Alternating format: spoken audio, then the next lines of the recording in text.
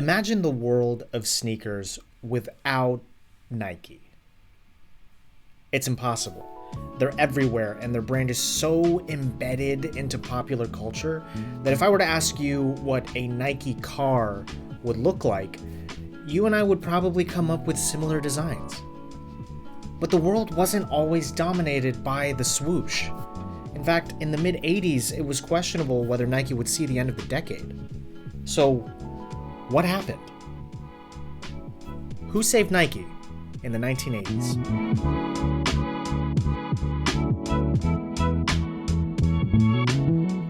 In the 1980s, it was actually Reebok that had become the foremost athletic footwear brand in North America thanks to VHS, leotards, and Jane Fonda. By 1986, it had dominated over a quarter of the market and had its sights set on the future. Meanwhile, the first half of the decade was kinda tough on Nike. The changing consumer habits leaning more towards fashion had management questioning whether it could keep Nike pointed in the right direction. For the Bulls as Jordan has come up with another steal. Michael Jordan. Okay, yes, some of you are going to say Michael Jordan. Michael Jordan saved Nike. And yeah, that's a legitimate answer. Unquestionable influence. And if you want to stop watching now, that's fine. I will never, ever question Michael Jordan's influence on the success of Nike. I'm just saying that Michael Jordan didn't even want to sign with Nike in the first place. And by the time the Jordan 2 was out, even he had doubts of continuing his relationship with them. One person does not make a brand. Other sneakerheads will say, Tinker Hatfield. Tinker saved Nike. And again, that's a legitimate answer. Tinker is an artist. He made the invisible visible. That's magic. But Tinker didn't even make the air sole. That was Frank Rudy, and we saw that in the Tailwind in 1979. What Tinker did was remind everyone that Nike had dope technology. Suddenly, the Performance Air unit became a fashionable thing that could compete with Reebok. Okay, great, they have their product, and now they have to sell it. This is what Nike advertising looked like before the Air Max 1. Clever copy, complimentary art, a bit of an explanation, pew pew pew, Bob's your Dylan, you can't lose. Well, Nike was losing, and they needed to change quickly. So, how does anyone change anything drastically? Do something. Anything. You say you want a revolution.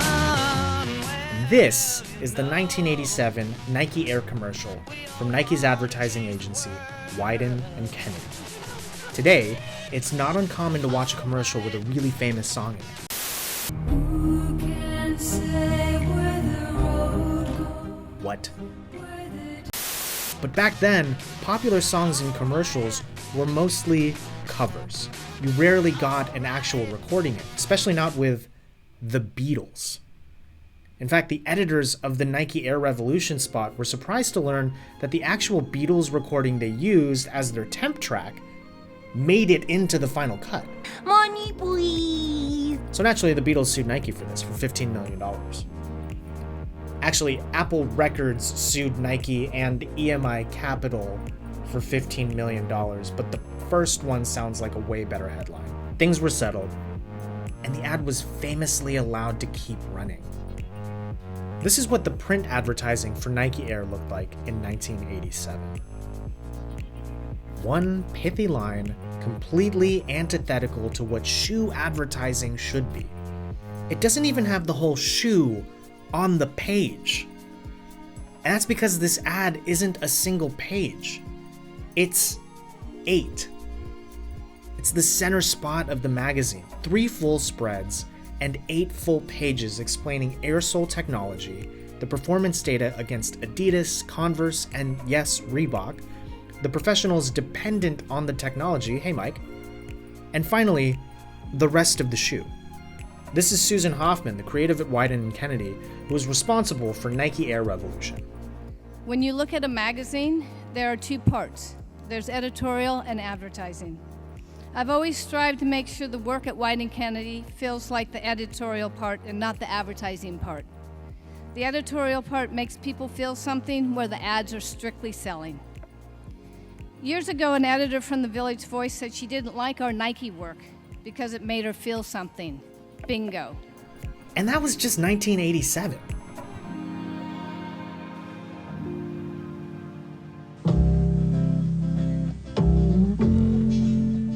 Even though the Beatles fiasco got a lot of press, both good and bad, it wasn't actually the first time Wieden+Kennedy used popular music in a commercial. They did it for Honda in 1984 with Lou Reed. The creative behind that was Jim Riswold. Sneakerheads may be more familiar with his work from 1988. Do you know who the best player in the game is? Me, Mars Blackman. And I'm way above the rim, demonstrating some serious hang time. Very serious. Do you know how I get up for my game? Do you know? That's right, Air Jordan, Air Jordan, Air Jordan. Yeah, that's the Air Jordan 3, the first Jordan with the visible air sole, Tinker Hatfield. After Michael Jordan missed over 60 games in the 1985 to 1986 season due to a broken foot, Tinker Hatfield was tasked with keeping Michael Jordan in the Nike family.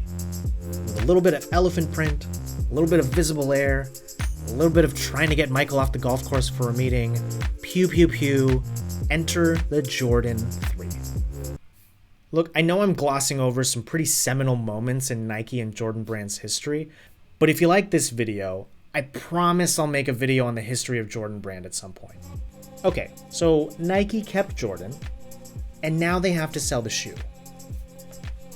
It was actually due to a bit of chance that the Spike and Mike commercials came to be. While editing a Nike spot in Los Angeles, Jim Riswold and Wieden+Kennedy producer Bill Davenport were watching a trailer for a movie from a then unknown director. They end up watching the movie and realize that the Mars character never takes off his Jordan 1s. Not even for sex. The movie? She's Gotta Have It. The director? Spike Lee. Riswold watching the movie? Kismet. Spike got to direct the iconic commercials, and the rest is literally sneaker history. Main man, Michael Jordan. Nobody.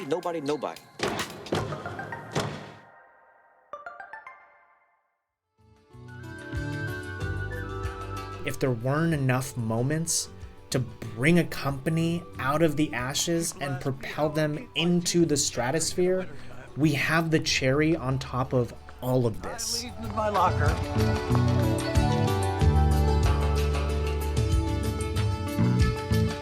Yeah, that also happened in 1988. Famously inspired by murderer Gary Gilmore's last words when he was standing in front of a firing squad at his own execution, Dan Wieden's now infamous tagline helped propel Nike from this to finally this. Money, please. So what about Reebok? Well, they had him in the first half, but trends inevitably change. The aerobics fad became the Tybo fad, became the Buns of Steel fad, and while the Reebok freestyle enjoys a slight comeback every now and then, that might be more because of the 80s nostalgia than the actual historical significance of the shoe itself. And as for the movies, Nike also had its sights set on the future. Our laces, all right. So who saved Nike? Was it Tinker Hatfield? Was it Michael Jordan? Was it Spike Lee, Susan Hoffman, Jim Riswold, Wieden+Kennedy, Phil Knight? Yes. And also, who cares? Because what I find most impressive about this moment in time for Nike was that it happened within a span of about 2 years. And it all seemed to have come out of thin...